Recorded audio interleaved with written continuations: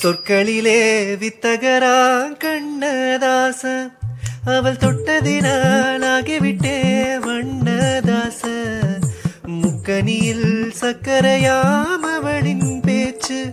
அது உள்ளத்திலே செய்திடுதே கொடுங்கோளாட்சி இப்படி நான் இன்னும் சொல்ல சிந்தனையும் விடவில்லை